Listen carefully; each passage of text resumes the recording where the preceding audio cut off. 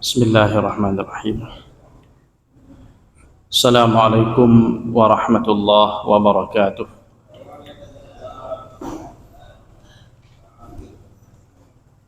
Alhamdulillahi rabbil alamin, wal aqibatu lil muttaqin, wala udwana illa 'alal zalimin. Ashhadu an la ilaha illallah waliyyus salihin, wa ashhadu anna Muhammadan abduhu wa rasuluh.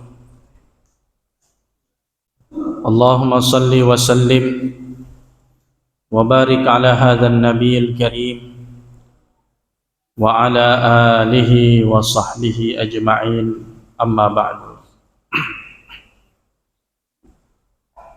Kaum muslimin wal muslimat jamaah maghrib yang dirahmati Allah subhanahu wa ta'ala,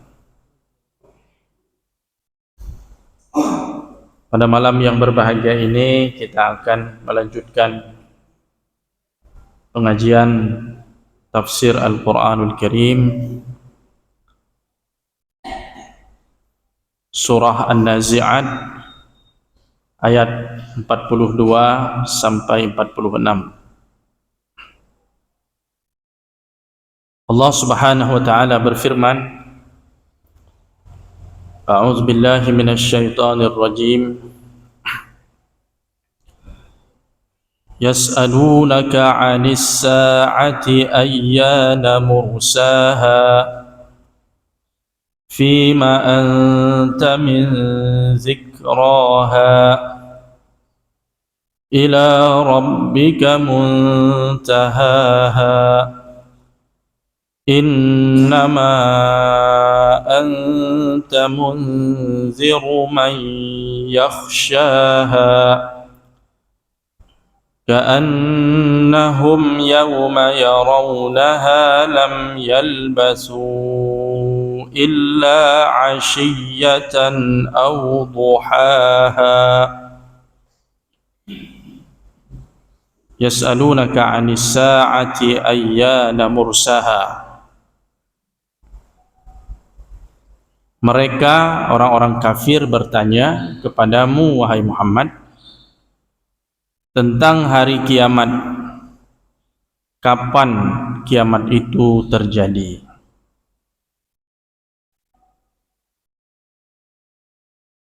Di sini Allah Subhanahu wa taala menjelaskan kepada kita bahwasanya orang-orang kafir, orang-orang yang mendustakan kebenaran, orang-orang yang tidak mau beriman kepada Nabi sallallahu alaihi wasallam bertanya kepada Nabi sallallahu alaihi wasallam tentang kiamat. Maksudnya kapan kiamat itu terjadi? Tentu pertanyaan orang kafir kepada Nabi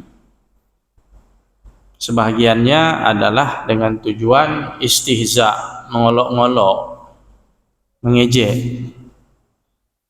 Karena memang orang kafir dari sejak awal tidak percaya tentang peristiwa kiamat itu.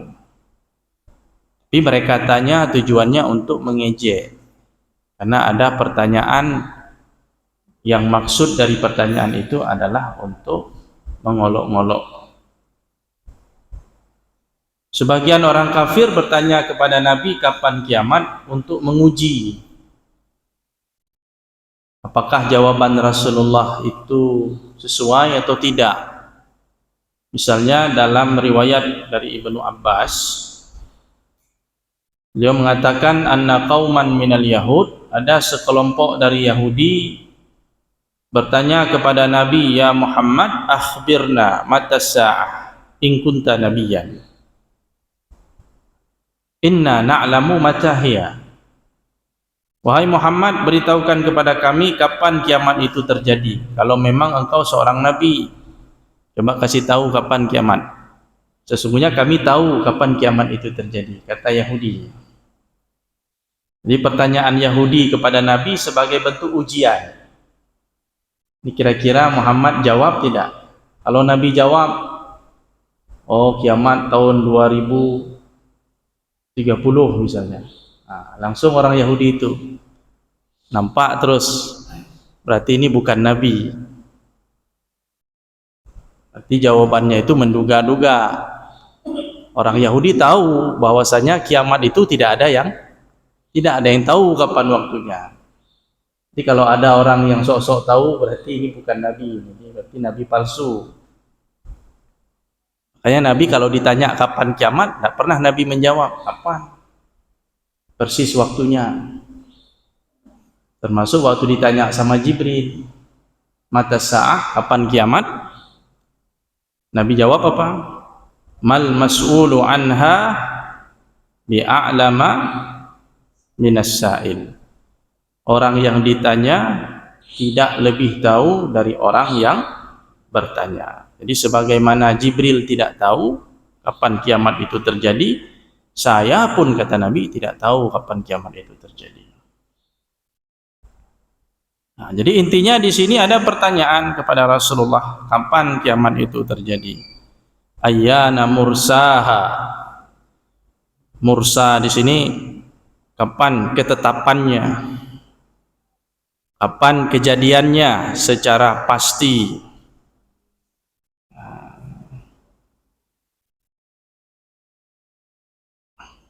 Kaum muslimin yang dirahmati Allah Subhanahu wa taala, di sini ada kata as-sa'ah.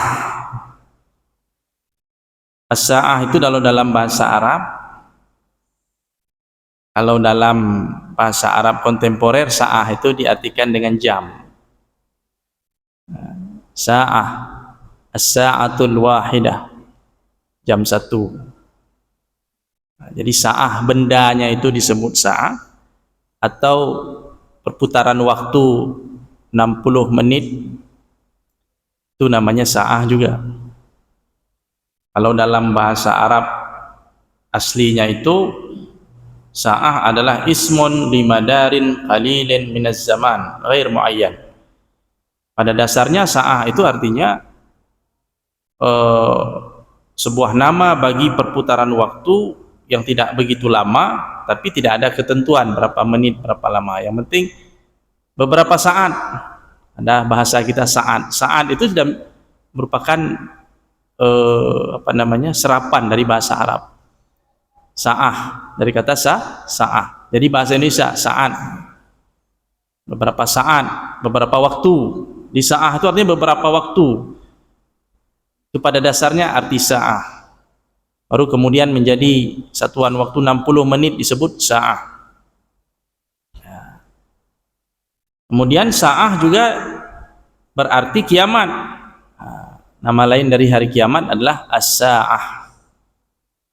Kenapa kiamat disebut dengan sa'ah? Kata para ulama, liwuku'ihi baghtah, karena kiamat itu kejadiannya secara tiba-tiba, maka disebut dengan sa'ah. Ada yang mengatakan kiamat disebut sa'ah karena li sur'ati ma fihi minal hisab. Karena perhitungan atau kejadiannya berlangsung dengan cepat. Meskipun dalam perhitungan kita manusia panjang waktunya, tapi bagi Allah itu adalah waktu yang sangat singkat. Kejadiannya begitu singkat, maka disebut dengan kata as-sa'ah. Jadi yang jelas orang mempertanyakan kapan kiamat, tapi tidak ada yang bisa menjawab dan tidak ada yang mengetahui melainkan Allah Subhanahu wa ta'ala. Maka kemudian pada ayat berikutnya, ayat 43, Allah Subhanahu wa taala menyatakan fima anta min zikraha. Untuk apa engkau perlu menyebutkannya, wahai Muhammad? Jadi ketika ada orang bertanya tentang kiamat, dalam satu pendapat mengatakan banyak orang bertanya tentang kiamat, akhirnya Allah Subhanahu wa taala bertanya kepada Allah Subhanahu wa taala tentang kiamat. Maka kemudian Allah memberikan satu penegasan, fima anta min dzikraha. Itu apa? Kau perlu menyanyikan tentang waktunya. Atau untuk apa kamu menyebutkan waktunya? Tidak ada satu keperluan untuk menyebutkan waktu kiamat itu kapan terjadi. Tidak ada faedah kalaupun disebutkan waktunya, tidak ada faedah. Yang perlu adalah apa yang sudah kita siapkan untuk menghadapi kiamat tersebut. Dalam hadis sahih disebutkan ada seorang sahabat bertanya kepada Nabi tentang kiamat. Maksudnya kapan kiamat? Nabi bertanya balik kepada orang tersebut, maza a'datta laha? Apa yang sudah engkau siapkan untuk menghadapi kiamat itu? Jadi tidak perlu tanya waktu, tapi yang perlu adalah apa persiapannya, apa yang harus kita siapkan, amalan apa yang harus kita lakukan sebagai bekal untuk menghadapi peristiwa menjelang kiamat atau kehidupan setelah kiamat. Itu yang paling penting. Jadi fima anta min dzikraha ini satu penegasan bahwa penyebutan waktu kiamat tidak perlu, tidak penting. Justru kemaslahatan itu ada ketika kiamat itu dirahasiakan. Ketika kiamat dirahasiakan, maka setiap orang akan mempersiapkan, akan selalu waspada, akan selalu siaga. Seperti halnya dirahasiakannya kematian kita, kapan ajal kita, tidak tahu. Supaya kita selalu siaga, selalu siap. Kapanpun ajal datang menjemput, kita sudah siap. Seperti para sahabat, seandainya diberitahu kepada mereka besok kiamat, mereka tidak perlu menambah lagi amalnya, sudah siap. Para sahabat begitu. Abdullah bin Umar wasiatnya dia letakkan di sisi atau di sampingnya pada saat dia tidur malam, wasiatnya sudah siap, seakan-akan dia mau meninggal besok. Makanya dia bilang, iza asbahta fala tantaziril masa. Kalau kamu berada di waktu pagi, jangan tunggu sore. Wa idza amsayta fala tantaziris sabah. Kalau kamu berada di waktu sore, jangan tunggu pagi. Boleh jadi sebelum datang pagi, sebelum datang sore, kita sudah pulang menghadap Allah, selalu siap. Justru ketika dirahasiakan, kita selalu siaga. Begitu juga kebaikan ada pada Lailatul Qadar yang disembunyikan. Kan Lailatul Qadar kita tidak tahu kapan itu Lailatul Qadar. Diduga kuat 10 terakhir, diduga kuat pada malam-malam ganjil, tapi pastinya tidak ada yang tahu. Walaupun ada yang coba-coba menentukan, pendapatnya pun cukup banyak. Ada yang bilang malam 21, 23, 25. Akhirnya kita waktu baca pendapat itu bingung sendiri mana yang betul. Terakhir kembali lagi kepada asal bahwa Lailatul Qadar itu disembunyikan. Akhirnya apa? Kita harus siap-siap. Ganjil versi siapa? Versi Saudi atau versi Indonesia? Ganjil di kita, genap di orang. Akhirnya apa? Ya harus siap-siap memang. Jangan-jangan malam ini ganjil, ya kan? Kalau bapak atau ibu mengandalkan ganjil genap, di ganjil versi siapa? Makanya kalau kita ikut kata Abu Hurairah, ibadah aja sepanjang tahun pasti dapat Lailatul Qadar. Ya, artinya beribadah sepanjang malam Ramadan, insya Allah dapat Lailatul Qadar. Nah, jadi kebaikannya itu justru ketika disembunyikan itu ada kebaikan. Ajal kita disembunyikan, di situ ada kebaikan. Hari kiamat disembunyikan waktunya, di situ ada kebaikan. Jadi kita selalu siap, siaga.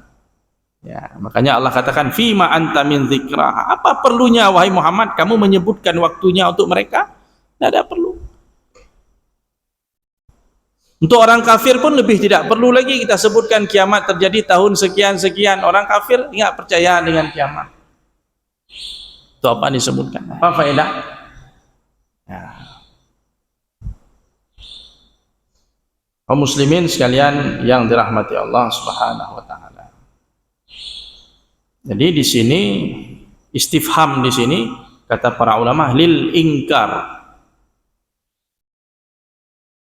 Lil ingkar maksudnya Allah Subhanahu wa taala melihat ini pertanyaan yang aneh, pertanyaan yang tidak semestinya mereka pertanyakan kapan kiamat, karena itu tidak penting. Yang tidak penting kok ditanya. Seharusnya yang ditanya itu yang penting. Yang penting itu adalah persiapannya. Tidak perlu waktunya kapan, penting persiapannya. Yang jelas ya, kiamat itu sudah dekat. Dalam satu versi tafsir disebutkan fima, situ ada koma di situ. Baru kemudian anta min zikraha. Fima itu mempertanyakan, kenapa tanya-tanya tentang kiamat kapan terjadi? Anta min zikraha. Kamu wahai Muhammad termasuk salah satu dari tanda-tanda kiamat. Ini penafsiran versi yang kedua. Jadi pertanyaan tadi dipertanyakan kembali. Orang yang bertanya kapan kiamat dipertanyakan kembali. Itu apa tanya? Apa perlunya tanya itu? Sedangkan Muhammad sendiri, kamu wahai Muhammad sendiri adalah bagian dari tanda kiamat. Min zikraha. Nah, itu makna yang kedua. Salah satu tanda kiamat adalah diutusnya Nabi Sallallahu Alaihi Wasallam. Itu tanda kiamat pertama. Tanda kiamat yang apa namanya? Yang kecil, tanda sugro ya. Nanti ada tanda-tanda besarnya. Salah satu tanda kiamat kecil adalah diutusnya Nabi. Dengan hadirnya Nabi Sallallahu Alaihi Wasallam berarti kiamat sudah dekat itu. Nah, sampai Nabi mengatakan, bagaimana saya bisa gembira, bagaimana saya bisa tertawa, sementara Israfil sudah mengulung moncong sangkakala dan dia sudah melihat, menunggu-nunggu perintah dari Allah, instruksi, tiup-tiupnya, sudah siap untuk tiup. Ini bagaimana lagi? Zaman Rasulullah hidup dulu, kondisi sangkakala sudah seperti itu, sudah siap untuk ditiup. Ini zaman kita ini bagaimana sudah sangkakala itu? Nah, berarti kan kita memang betul-betul sudah, kalau ibarat hari kita sudah di penghujung hari, di waktu senja, matahari hampir terbenam. Cuma kita tidak tahu kapan. Itu saja. Kemudian ayat 44, ila rabbika muntahaha. Kepada Tuhanmu lah dikembalikan kesudahannya. Maksud kesudahannya ini ketentuan waktu kiamat itu. Muntaha itu artinya makanu intiha isayr, ujung akhir dari sebuah perjalanan. Ketika kita melakukan sebuah perjalanan, lari misalnya atau jalan santai, ada garis finishnya, ujungnya. Setelah itu nggak ada lagi.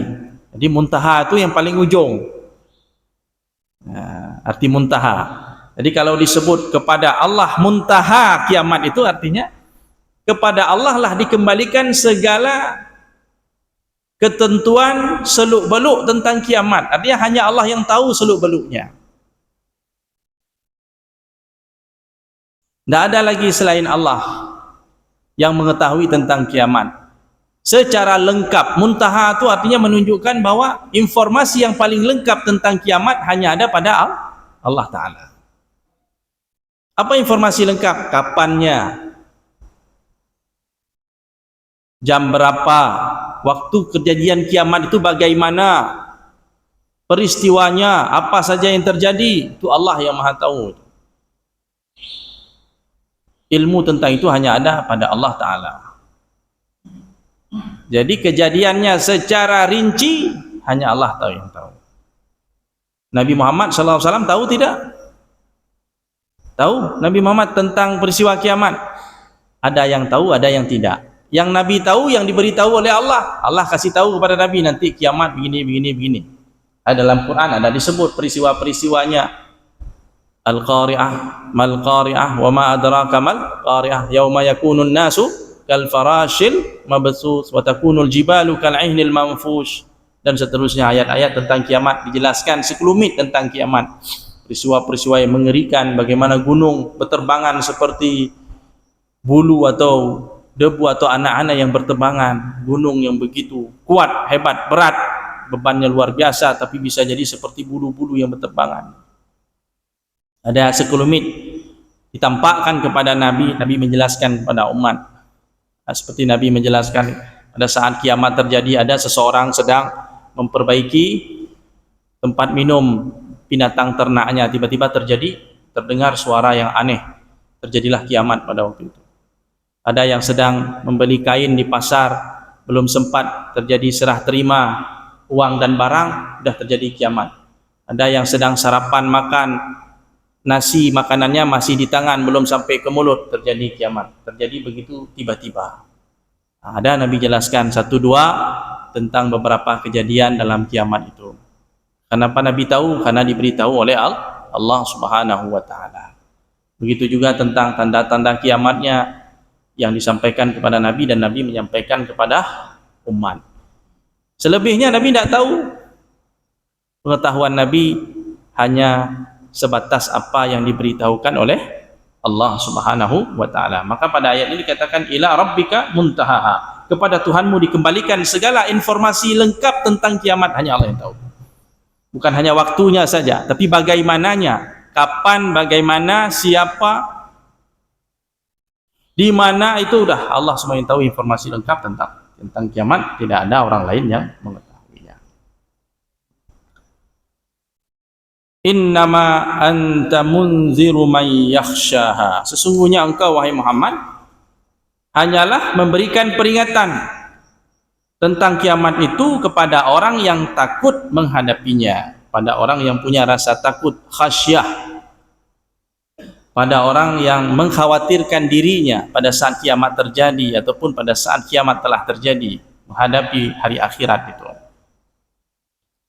Jadi di sini menggunakan kata innama, kalau dalam bahasa Arab disebut uslub al-qasr atau al-hasr. Jadi uslub ini menunjukkan kepada makna pembatasan. Hanya Nabi Muhammad itu hanya apa?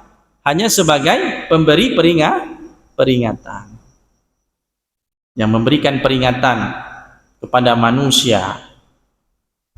Ya. Kepada siapa Nabi memberi peringatan? Nabi hanya memberi peringatan kepada orang yang takut, orang yang ada rasa takut kepada Allah, takut menghadapi hari akhirat, hari kiamat. Pada orang yang tidak takut bagaimana? Bukankah Nabi memberi peringatan kepada semuanya? Pada saat Nabi memberi peringatan kepada semuanya, Nabi beri peringatan kepada Abu Bakar, kepada Abu Lahab, kepada Ali, kepada Walid bin Mughirah. Yang mukmin, yang kafir sama-sama mendapat peringatan dari Nabi. Tapi kenapa ayat ini mengatakan hanya peringatan itu kepada orang yang takut? Para ulama mengatakan hanya kepada orang yang takut, karena hanya mereka yang bisa mengambil faedah dari sebuah peringatan. Dari sisi intifa, yang bisa mengambil manfaat dari sebuah nasihat, dari sebuah peringatan, siapa? Hanya orang-orang yang punya rasa takut kepada Allah. Orang yang tidak takut kepada Allah tidak akan bisa mengambil faedah, manfaat dari setiap peringatan yang disampaikan. Jadi sebuah peringatan, inzar dari Allah dan Rasulnya hanya bermanfaat bagi orang-orang yang punya rasa takut. Takut kepada Allah, takut menghadapi hari kiamat. Ya. Jadi Rasulullah SAW tugasnya hanya menyampaikan apa yang Allah sampaikan kepada beliau, bukan tugas beliau mencari tahu kapan waktunya. Nabi hanya memperingatkan bahwa kiamat pasti terjadi, ya, dan ada kehidupan setelah kiamat itu yang harus dipersiapkan oleh setiap manusia. Cuma peringatan Rasulullah tadi ya diterima oleh semua orang, cuma beda-beda cara penyikapan, responnya beda-beda. Orang yang punya rasa takut beriman, mempersiapkan diri. Orang yang kafir mengolok-ngolok, tidak percaya, sehingga mereka tidak bisa mendapatkan faedah dari nasihat, dari peringatan tersebut. Ka'annahum yawma yarawnaha lam yalbathu illa 'ashiyatan aw duhaha. Nanti orang-orang yang ingkar itu, orang-orang kafir yang dulu tidak percaya, pada saat mereka menyaksikan hari kiamat atau kehidupan setelah kiamat, pada saat mereka melihatnya langsung, setelah mereka dibangkitkan, maka mereka merasa seakan-akan mereka tidaklah tinggal di dunia ini melainkan hanya sesaat, di waktu pagi atau di waktu sore. Asyiyah atau duhaha. Asyiyah itu waktu antara tergelincir matahari sampai terbenam matahari. Jadi waktu dari jam 1 sampai jam setengah 7 sore atau jam 6 sore, itu asyiyah namanya. Jadi pada saat kita melihat nanti hari kiamat, menyaksikan hari kiamat itu seakan-akan di dunia ini kita hidup hanya setengah hari saja. Hanya cuma 6 jam kita hidup di dunia ini, dari tergelincir matahari sampai terbenam matahari. Atau duhaha. Duha ini adalah dari terbit matahari sampai tengah hari. Jadi dari jam 6 pagi sampai jam 12 siang, itu duha. Jadi begitulah keadaannya. Ketika kita menyaksikan kehidupan akhirat yang abadi, kita merasa seakan-akan begitu sebentarnya kita hidup di dunia ini. Seperti orang yang hidup selama 6 jam atau 5 jam, setengah hari saja. Disitulah baru kemudian mereka terbelalak melihat kenyataan yang sesungguhnya yang selama ini mereka dustakan. Kata Hasan Al-Basri, "An-nasu niyam wa idza matun tabahu." Sesungguhnya manusia ini tidur semuanya. Ketika sudah mati, sudah melihat akhirat nanti, barulah mereka terbangun. Kapan kita terbangun? Di sana nanti kita baru terbangun. Ini kita di dunia ini seolah-olah seperti kita tidur mimpi, tidak sadar apa-apa kita. Jadi itu sudah dibangkit, nanti sudah mati, sudah melihat kenyataan yang sesungguhnya, barulah di situ kita jadi orang yang jaga, baru terbangun, terbelalak melihat yang sesungguhnya. Mudah-mudahan senantiasa kita jadi orang yang membekali diri dengan amal soleh untuk menghadapi yaumul qiyamah dan menghadapi kehidupan setelah yaumul qiyamah itu. Amin ya rabbal alamin. Mungkin ada pertanyaan, silakan.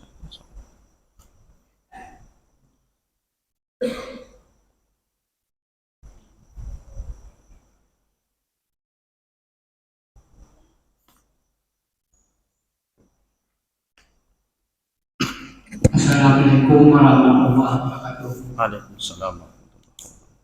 Sedikit tentang kisah hari kiamat. Saya pernah dengar satu riwayat, tapi nggak tahu tingkat riwayat sahih atau dhaif. Ada seorang Yahudi datang kepada Nabi.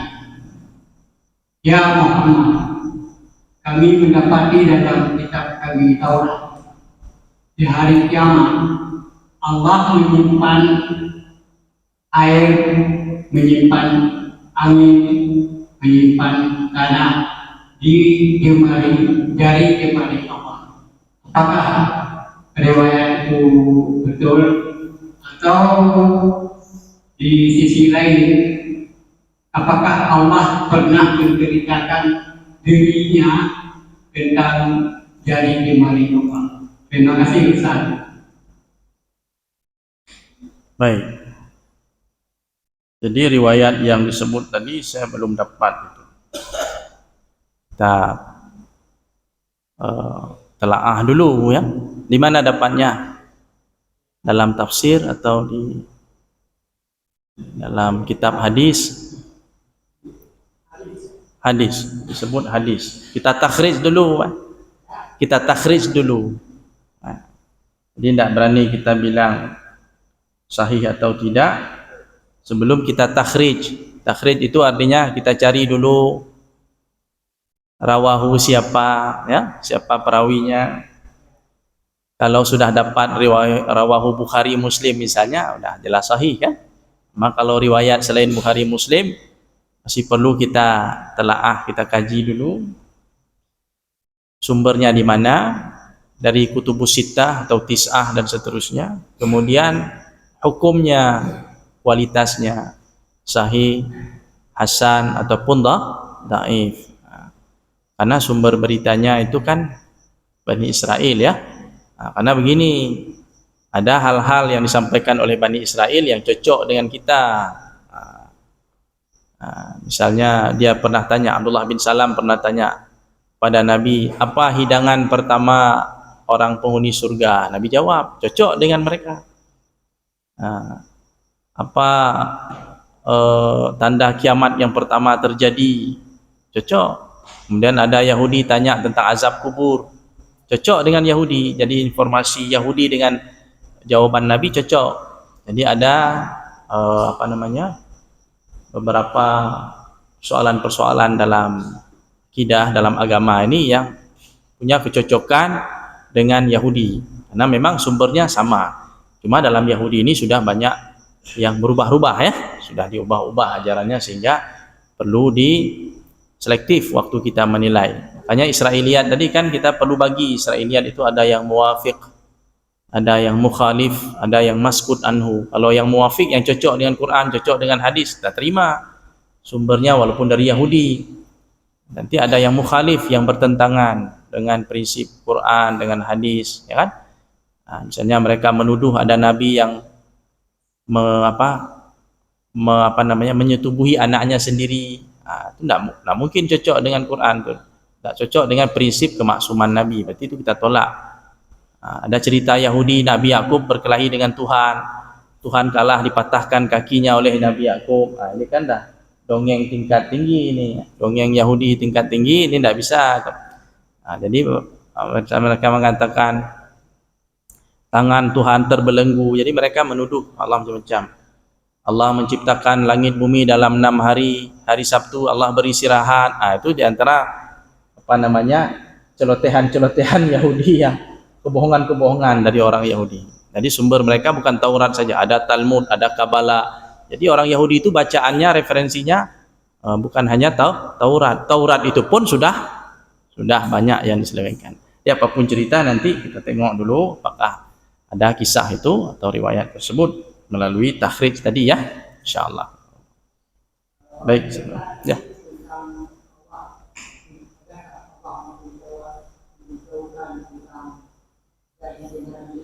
Ya, Asabi'ir Rahman itu ada hadisnya sahih, bahwa hati manusia di antara jari jemari Tuhan, maka Allah itu ada. Cuma kembali kepada ini tadi, apa maksud jari jemari itu kan? Kalau mazhab isbat, kalau kita isbat berarti itu Allah punya jari, tapi wallahu alam kaifiatnya itu kita tidak tahu. Yang penting apa yang disebut oleh Allah kita yakini, cuma kaifiatnya jangan tanya. Itu sama macam bersemayam di atas aras, sama macam yadullah fawqa aydihim, itu sama, itu ayat-ayat itu ya, kita yakini, kita isbat. Kemudian kaifiatnya as-su'alu anhu bid'ah, tanya-tanya, jangan tanya-tanya, itu ada urusan kita tanya-tanya, itu Allah yang Maha tahu. Yang penting kita isbat seperti Allah isbat, udah nggak repot-repot. Jadi akidah ini tidak susah-susah dia ya, udah bagaimana, jangan tanya bagaimana, kama yaliku bijalalihi, sebagaimana sesuai dengan keagungannya, kan gitu, itu saja. Alaisa kamitslihi syai'un, itu aja. Jadi asal dipagari dengan itu udah aman. Jadi nggak kebayang lagi jari macam jari kita, karena udah laisa kamitslihi syai'un, kan begitu, udah pulang sama Allah Taala itu. Nah, itu isbat. Baik, ya, sallallahu. Assalamualaikum warahmatullahi wabarakatuh. Waalaikumsalam warahmatullahi wabarakatuh. Terkait dengan hari kiamat, Ustaz, ada sebagian kaum muslim itu mengaitkan dengan hari kiamat dengan fakta-fakta sekarang. Misalnya terkait dengan hari kiamat, misalnya suku Badui itu yang belum suka kepala domba sudah membuat itu. Sebagai sikap seorang muslim itu seperti apa? Apakah dibolehkan seperti itu? Dia pun kan dibilang waktunya seperti apa, nanti dikaitkan mungkin untuk motivasi orang yang beribadah, yang betul-betul beribadah, apakah boleh seperti itu? Terima kasih. Assalamualaikum warahmatullahi wabarakatuh. Waalaikumsalam warahmatullahi wabarakatuh. Jadi Rasulullah secara nas beliau sampaikan dalam hadis sahih itu ada ya, pada hari itu orang-orang pengembala kambing ya, suatu saat nanti kata Nabi kan ketika mendekati hari kiamat, yatatawaluna fil bunyan, mereka berlomba-lomba membuat bangunan-bangunan tinggi. Sampai segitu saja penjelasan dari Nabi, ucapan Nabi. Maka kemudian orang mencoba menafsirkan, termasuk Nabi katakan antalidal amatu rabbataha, bahwa seorang budak perempuan melahirkan tuannya. Itu ucapan Rasulullah. Kemudian ditafsirkan oleh para ulama sesuai dengan generasinya. Misalnya orang-orang yang hidup pada zaman Imam Nawawi misalnya, atau sezaman dengannya di abad ke-8 atau ke-9 Hijrah, mengatakan itu dikaitkan dengan banyaknya terjadi orang-orang yang menjual hamba sahaya perempuan. Hamba sahaya perempuan yang sudah digauli oleh tuannya kemudian dijual. Nah, itu ada yang berkata demikian. Jadi dikaitkan dengan fenomena fakta pada zaman itu. Ada juga yang mengatakan nanti itu menggambarkan suasana yang terbalik, di mana dulu orang tua itu sebagai ratu lah di rumah itu, yang dihormati, dimuliakan oleh anak-anaknya. Tapi suatu zaman nanti di akhir zaman orang tua sudah jadi seperti budak di rumah anaknya. Jadi anaknya yang sudah lebih berkuasa atas orang tuanya. Nah, jadi suasana yang sudah terbalik, tidak seperti yang seharusnya. Jadi orang menafsirkan. Nah, penafsiran itu, yang namanya penafsiran itu kan tidak mutlak pasti benar. Jadi sekedar penafsiran yang tidak boleh kita bilang pasti begitu maksudnya. Ini yang salah. Jadi kalau misalnya dikaitkan fenomena sekarang di mana yang dimaksud dengan pengembala kambing yang miskin itu tiba-tiba menjadi kaya raya dengan ditemukannya misalnya minyak bumi, sehingga orang-orang yang dulunya hidup di padang pasir, hidupnya sangat primitif, nomaden dan sebagainya, tiba-tiba bisa jadi orang kaya, bahkan gedung tertinggi di dunia bukan di Amerika lagi sekarang ya, sudah di mana? Di Dubai misalnya ya, proyek-proyek, mega proyek itu yang mungkin bisa mengalahkan Eropa, Amerika, mungkin dikaitkan dengan itu ya sah-sah saja, tapi jangan dipastikan maksud Rasulullah itu yang tidak boleh kita memastikan seperti itu. Tapi sekedar penafsiran, atau setidaknya kita mengatakan jangan-jangan ini sudah zamannya seperti itu.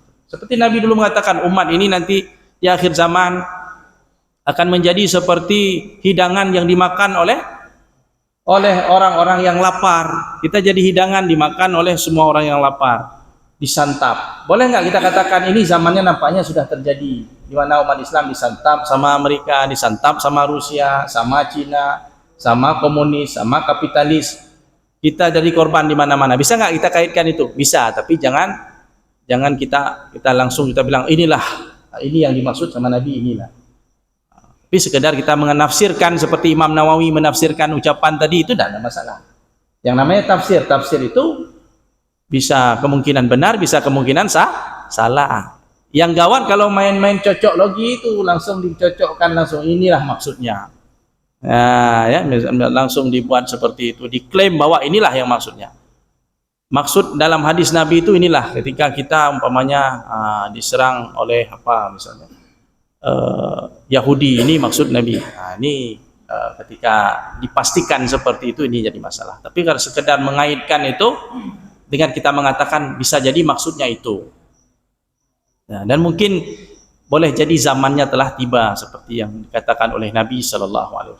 Jadi sekedar menafsirkan tanpa kita harus memastikan, seperti tafsir Quran juga, kita menafsirkan, para ulama menafsirkan ayat tadi, tidak ada mereka pastikan seperti inilah yang Allah maksud. Nah, berani mereka katakan.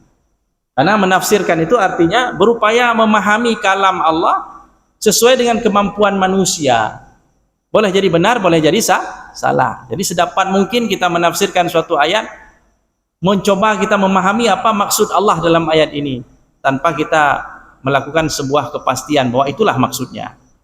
Itu tidak masalah. Menafsirkan ayat, menafsirkan hadis, dikaitkan dengan fenomena zaman, tidak ada masalah.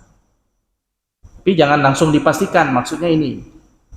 Nah, karena itu ada orang-orang mengait-ngaitkan itu waktu kejadian WTC itu yang 11 September itu kan, dicari pembenarannya pada ayat.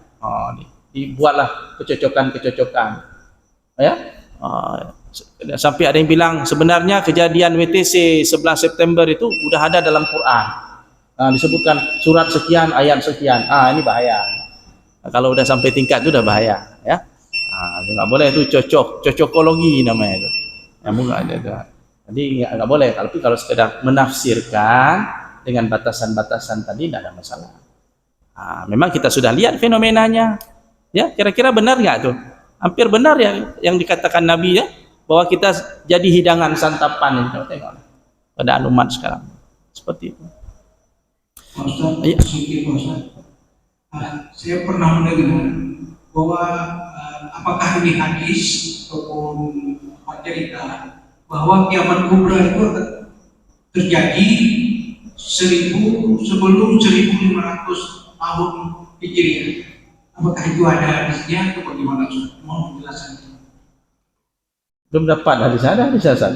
Tidak dapat itu hadis. Khawatir saya itu tadi ya. Riwayat-riwayat yang palsu tadi ya, menyebut tentang itu. Itu kan sudah lebih ke penetapan waktu ya. Pokoknya tahun hijrah nggak lewat 1500 ya, katanya begitu. Nggak berani itu. Kembali ke ayat tadi ya, fima anta min dzikraha ila rabbika muntahaha ya. Allahu a'lam. Subhanakallahumma wa bihamdik, asyhadu an la ilaha illa anta, nastaghfiruka wa natubu ilaik. Assalamualaikum warahmatullahi wabarakatuh.